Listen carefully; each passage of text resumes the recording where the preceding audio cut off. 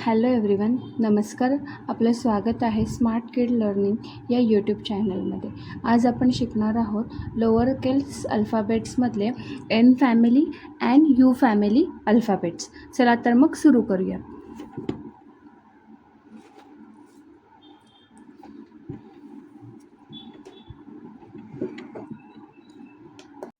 तर आपण पहिलं बघणार आहे U family alphabets. U family अल्फाबेट्समध्ये फर्स्ट लेटर आहे यू. बऱ्याच वेळेस आपण यू असा काढतो, पण यू मध्ये हाफ कर्व अँड छोटासा इथे लूप येतो. ओके, हां ओके.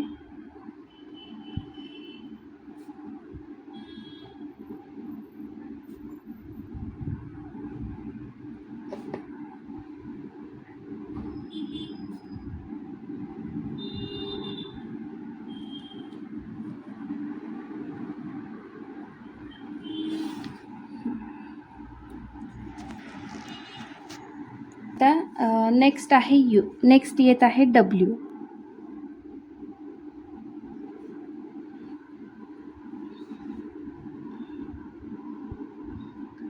आता डब्ल्यूमध्ये डब्ल्यूच्या तिन्ही हे इक्वल पाहिजे, इक्वल काढायच्या. डब्ल्यू हा टर्टल लेटर असल्यामुळे तो आपल्याला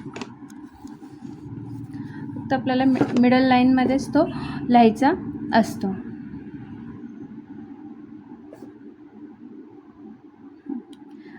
आता यू फॅमिलीतला लास्टचा लेटर येतो वाय.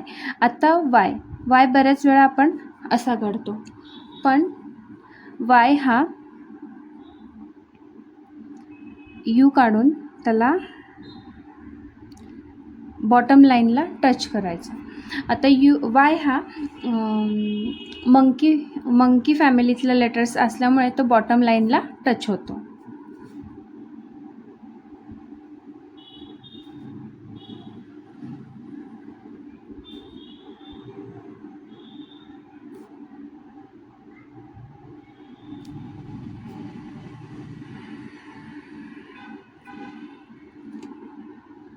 नेक्स्ट आपण एन फॅमिली अल्फाबेट्स ट्राय करणार आहोत.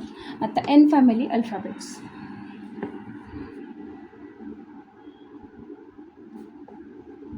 Standing line and curve line. आता ह्या स्टँडिंग लाईनमध्ये आणि ह्या कर्व लाईनमध्ये इथे एक छोटासा लूप येतो, एक गॅप येते. स्टँडिंग लाईन, हा फर्स्ट आहे एन. एन हा टर्टल लेटर असल्यामुळे तो फक्त मिडल लाईनमध्येच येतो. ओके, एन नंतर येत आहे, एन नंतर नेक्स्ट आहे एम.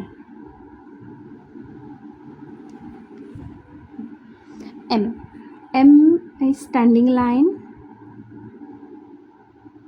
And this.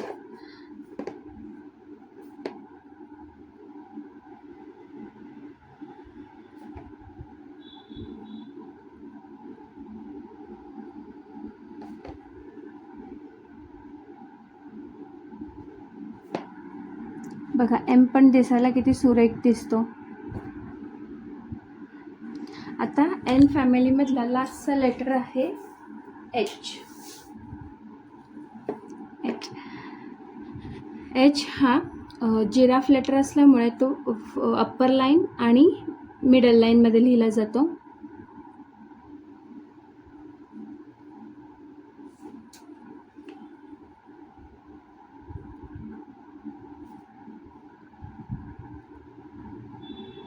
बघा, एचची स्टँडिंग लाईन आणि ह्या कर्व लाईनमध्ये एक छोटासा लूप तयार होत आहे.